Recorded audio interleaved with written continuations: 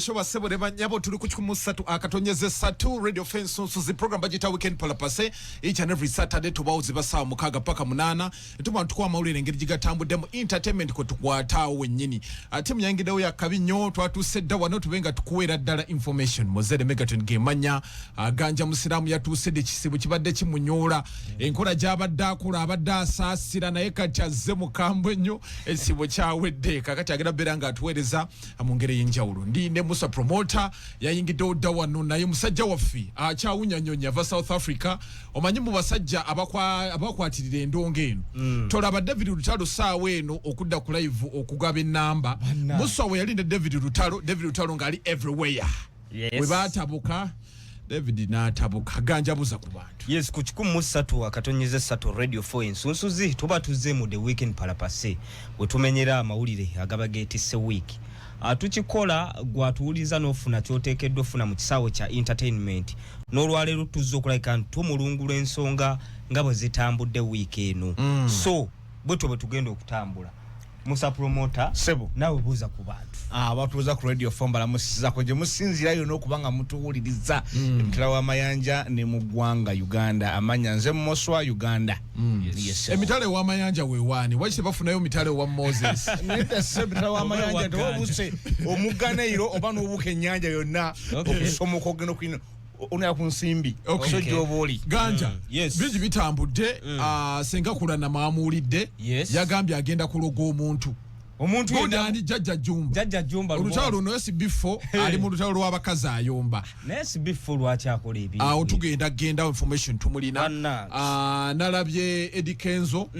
corporate finally yes baje bawadde naye abayimbi bangi bagamba corporate eno bawadde byoya byanswa babaguziza kapa mu kotiya kakati ye nalabye guondani yabadde lipazo tufuna muddi banange kantandi ko kufuna zange ziriwa andi baduka ebifuna kiralo banna nalabye ne epasinga ayinengeri je mulugunyamu nawo tujja kutuukawo sura atuse omanyi sura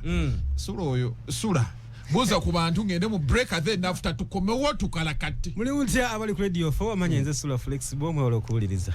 papa wakavaka wa jajja lubowa aligawe sijajja sebo jumba muyimba music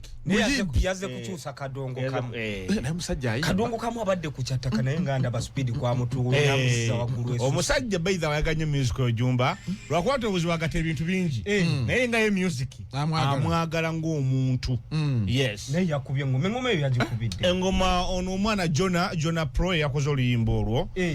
Fishermax nakola video enungi bwetyo video yabaddemu ebiwala binyenye ekiwato biringa enje abaana bali awo simanyi bwe bana basajja abamaddu bwagira basobola okuva ku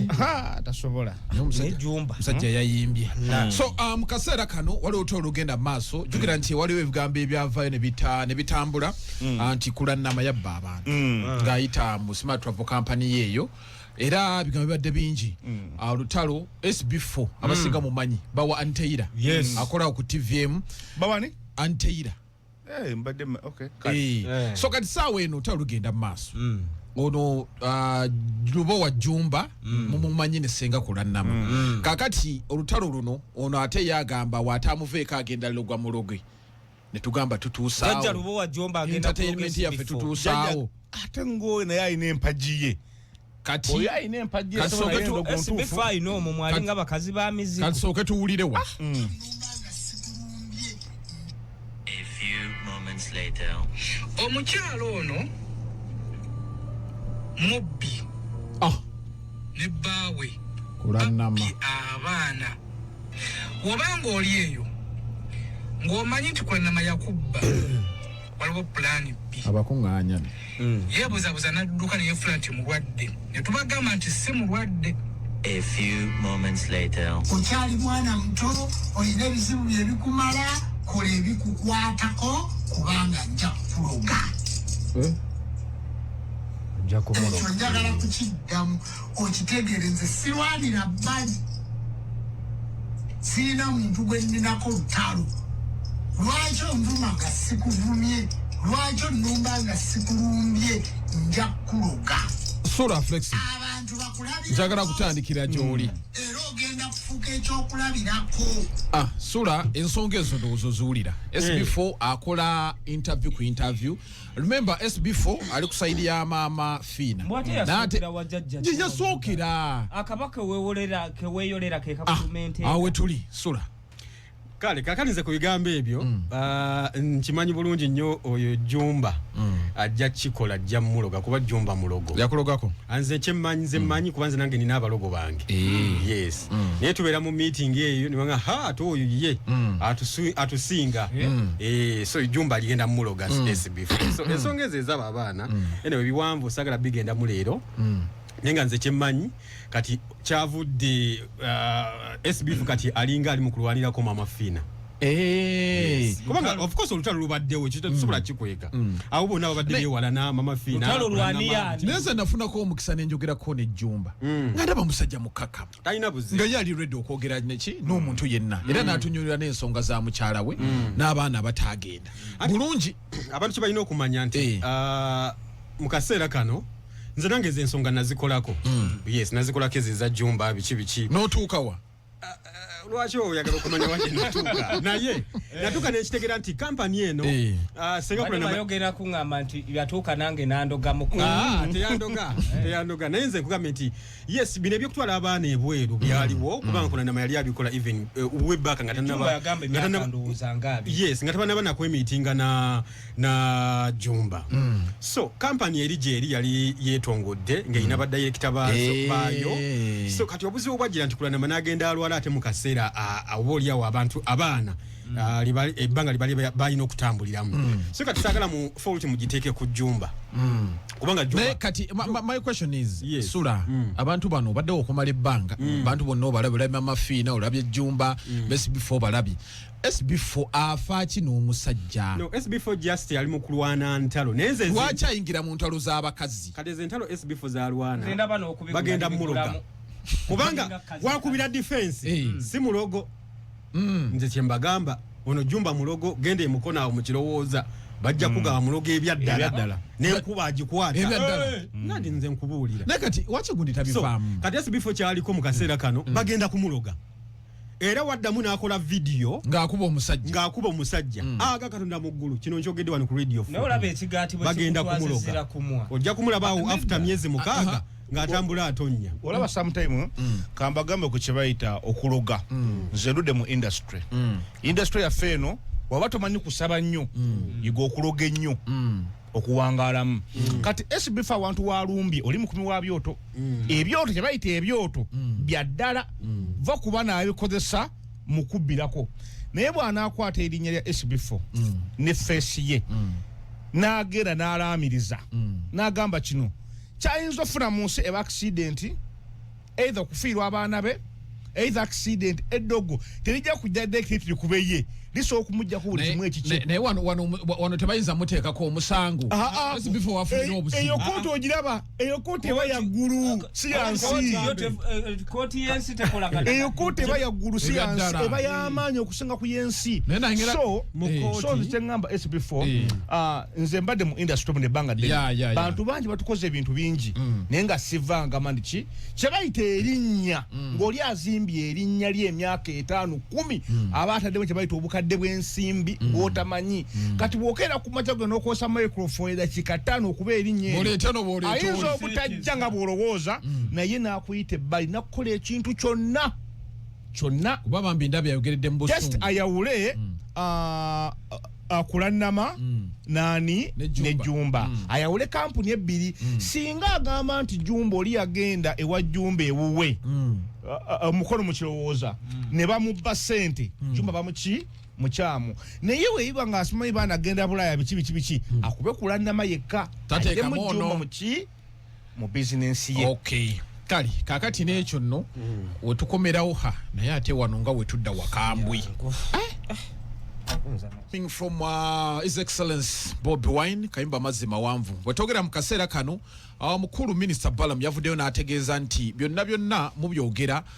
naye nga mwami Kyagulanyi yali yabomba dda video zino zonna ze yatanga ng'ali enjawu ng'ali ku mazzi ng'awuga ng'akola ki yali yabomba dda yabawa dda video ze yaleeta zaali nkadde era yagamba bw'ati agamba atya On the day of election, Bobi Wine could not even wait for declaration of election. He ran out of Uganda. He has been lying to you, eating fene, those old videos he made, that on this day, things he recorded long ago. He's a movie star, he's a film star. So for him, he's in London, he got a home, he has been living with Pastor Chaze in London. Now he has moved away from Crandon with Pastor Chaze. Now he moved to US, he's in Boston. So he's making money. Yes, awetogerera olunaku lwaidi nalabye ku mukulu Kyagulanyi ng'ali ne Babi nga kiri awo kyabadde kikambwe nnyo nga baagaliza abasiraamu Yidi ennungi yabadde ataddeko gundi eno bagiyita batya eno ey'okwesiba ku mutwe obubaka buubuno. Assalamu alaikum warahmatullahi wabarakatuh. Eri mwenna baganda bange abasiraamu nammwe mikwano gy'abasiraamu njagala obbaagaliza Idi ennungi y'omwaka guno 2026. Nsaba ekitiibwa Allah akkirize eduwa zammwe, akkirize okusiba kwammwe era mwenna abawe empeera. To all of you, my Muslim brothers and sisters all over the world, I want to wish you a beautiful Eid this year 2026. May Allah accept your duas and give you reward. Tunsabeni First Lady n'abatolere ku salamu. Assalamu alaikum wa rahmatullahi. Yes, awali mu ggwanga erya America ali wamu ne mukyala we Babi. Bafulume eggwanga. Ebigambo buulidde ganja. Yes. Amawulire mangi nnyo agatambula ku nsonga ya Robert Kyagulanyi Ssentamu. Ekisookera ddala abamu baavayo ne baga nti Kabombye wano si waakudda. N'okusinziira ku bubaka bwe yateeka ku mikutu gye gimugatta bantu yagamba agenze kukola mirimu gye. Twali tuli awo ng'alonze gundi president kati atwala Mama Rina Zedriga yatwala. So amawulire mangi agatambudde wano. Waliwo ensonda ezimu ze nawulira nze nganze nga tebyawukana nnyo na Balamu byayogera. Naye zonna ziba nvuuvuumu. Toyinza kukakasa ekituufu kyeki. Okusinziira ku video za Robert Kyagulanyi Ssentamu atulaga yali asaakaatidde. Okitegera bulungi nnyo kati bw'okola interpretation ya video nga ziraga zibadde mu Uganda. N'opimapima n'akadde we yasaakaatira ebirevu baga nti video zadda bibuzaabuzaamu naye nze nina ensonda ezeesiga nga zigamba zitya nga ziga nti omukulu lwakuba nti minisita akisavuwazizza ayongeddemu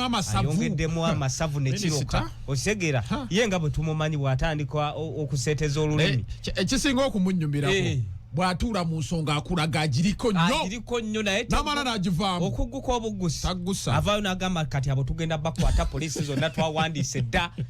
kati yanyumira ku nsonga za Chosen Beck sawa yonna ngenda baera nga ntekawo embeera leka netuweereza bantu embeera yo ngenda kulabika nga ngiteekawo kati tetwagala abantu bakwatakwata abakazi era ekintu kyakoze ekyokwatakwata abakazi nja kubeera nti nkola ntya njakuba nga nfafaagana awo ng'abamazi so yavuddeyo naga mukulu yabomba dda kati gwe information gwe nnina omukulu mbu saagala nnyo bantu kugira senga wabingambye nandibyewuniza mbu gwali mwezi nga gumu emabega nga yali yagenda dda ekitegeeza yali amanyi nga n'akalulu mwami Museveni ati kati akalulu kaaliwo mu January nga 15 yali statement ye yagamba nti ne wenkawangula tebagenda kunangerera ye kasaala ba reaction y'Abannayuganda nga bw'oyita mu ttale abasiika emimonde abasiika emiwogo bonna abavaayo n'amaloboozi amato omusajja mukambwe omusajja n'agamba bano banaakabanja baali bakalangirira twali tuva eggaba twali naawe ne Nuruddin ng'abantu b'empuuta batadde mamba ku kkubo batadde biki bali abanywa abantu nga bakola ndowooza ye n'asensinga nagamba n'abasajja okusinzirayo ku mawulire ye kyasimbako essira nti baali beeteefuteefu omuvuba ate bw'akola statement ey'okumuvuba togyewuunya bw'abanga beesije gy'ali n'alaba ne reaction y'Abannayuganda emirimu ekisooka gye yabatuma baagikola bulungi kanoonye full figure yagamba sajja mulekagende empeya badde mufubye okumala ebbanga mulekagende yegatta yatunulamu n'agamba nti okanoonya bakanoonyeza okalonda bakalonze agenda okabanja okakuuma bakakuumye n'abakuba mu ttooki omwezi mulamba gwe guli gwenjogeddeko nga mwali ng'akuze ekirevu nga mukabanja n'agamba wano sula flexible ensonga zonna oziwulidde omukulu yabomba dda bala mwagatugambi nze ensonga bala mwa minister nyinzo muwakanyamuko mungeremo bendala naye era tezijja kwawukana nnyo mukyala we yagenda ddi mu ddwaliro kwasiba nti kuba yagamba minister nti olwamala okulonda n'agenda ati kye tugambe nti minister asavuwaza yayongeddemu yajjukira nti ng'ennaku z'omwezi 3 January amagye galumba ennyumba ne gakuba enzigi biki ne mukazi we ne bamuteekako bagita paka chini yes kati ng'ennaku z'omwezi 1 February omukyala nasooka okubanga ati atwalibwa mu ddwaliro nsambya yes kasisuubira nti oba mu kaseera ako waliwo akayita wena kunga 15 okuva mu kalulu nedda twalondange naku zomezi ali 15 ya kituufu zaali zaketa inaku oba yasooka omukyalo bo tekisoboka Bobi Wine kintu kyasinga okwagala mu bulamu bwe mukyala we era n'ekyamujje mu nsiko bayita jakirizi ng'amiisinga omukyala kyekirifulufika kye yagambye sanya muleka agende yega gwe ne wobeera gwe emyezi 2 ogimanyi muswa tojja sabo tulekerera kintu emyezi 2 ogimanyi ng'oli mu nsiko naye nga kyalina okubagamba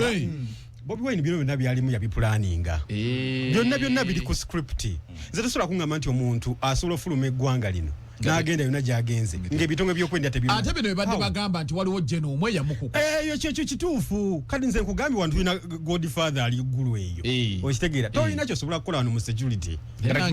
nange neewuunya eggwanga lino okulifuluma ggwe omukulu bamukubya ebirayiro eyo olaba just bino bano ababbi b'emmere ku bugundi ku masiga osena busanyi ku supu wa muntu ne bakunoonya ne basenya supu Bobi Wine kyalina okumanya nti eno struggle agigaggawaliddemu ge mazima naye namwe abagaggawazizza baani ani mwavu nedda katusome labayo katusome abali wa Bobi Wine ne bavaayo Furufiga mwavu Abitex mwavu Bajo mwavu omwavu yekka yashibaga kato ekya mwavu wazaba kazi kati kamba gambe so struggle yava mu kununula eggwanga ne ludda mu business kati awo tuba tutambula okimanyi kati bano ba YouTuber fenga fe osobola kola stories anu nga tomuyingiza nenga anyway nze ennaku eyo ennumira nti abantu bangi abafiridde mu struggle yasinika omwoyo omulaba teyandifudde yali mukwano gwo tetwali nnyo close friends but nali mumanyi Yasini yafa Lita Nabukenya yafa Cheyune yafa Ziggy Wine yafa Segirinya yafa Franka Sendeza yafa ono gundi yafa ono guba twalo yani oyo damulira mchala we yakafa Sweet Pepsi yafa tata wa Pimpo Promotion yafa banji bafide mu struggle ino okitegeera ni Bobi Wine abirange byokubala ata lero ndi wano mukulya fene lero ndi mukulya fene yandizidde okitegeera lero Bobi Wine ani buswa musa back to you mumbera yo nesoboka nga tona bakunenya abantu bafa omuntu agenda yakime gwe nga tofanga nze nga safirayo ati nze sagala nze sigenda na muyaga checho oba gundi asura ali ku nkola eno olipira jafanga nga tamanyi gyeraga noga kangende asura mbera gyali mu yakiso kyambuzi kirekerera omusi kiri ku mubazi kikanudde amaaso abantu abasinga sura abantu abasinga abafa bafani ba Bobi Wine bafani bani Kyagulanyi Bobi Wine kati ne bagenda ne beripa mu system ya Kyagulanyi Kyagulanyi mulala ne Bobi Wine mulala nze nganze moswa nali ku Bobi Wine bwe yafuka Kyagulanyi ninsika mu step ki mabega wango oli mulala waliwo abamwagalanga Kyagulanyi nga Bobi Wine baali tebamwagala Bobi Wine okufa okitegedde bulungi nnyo so bino byonna sula byali mu kwogera byagezaako okulabika nti atembeeta nti lero tugenda muganya kuvuvuba luli mwanvuvuba tuli okulabika ntitambula mu ntambula yonna naye nga all and all naye nga abaafa bannange Bobi yagenze kubanja omwezi gwaweddeko anadda all and all yagenze kubanja mwami Kyagulanyi mugagga bano abaali bakolagana naye abataafa bagagga teri mwavu ababaka bagagga teri mwavu no olaba struggle ya kunonya bonna bafunye mozo olaba bwe tumenya abaafira mu struggle abo bonna sula bamenye abantu abo bali mbyadala ebyali mbyadala kati waliwo n'abaali benoonyeza ebyabo be bangi ne bepositioninga bulungi ne basitula eddoboozi nga ate balina influence abo be ekintu bakifunamu n'abantu bagaggawadde kukifunamu struggle ne bakifula business mayinja oyo omulaba saawa eno ayina oba kampuni neya langi Kyagulanyi agaggawadde va kwabo bamayinja baani Kyagulanyi mugagga Kyagulanyi agaggawadde ebyaddala kati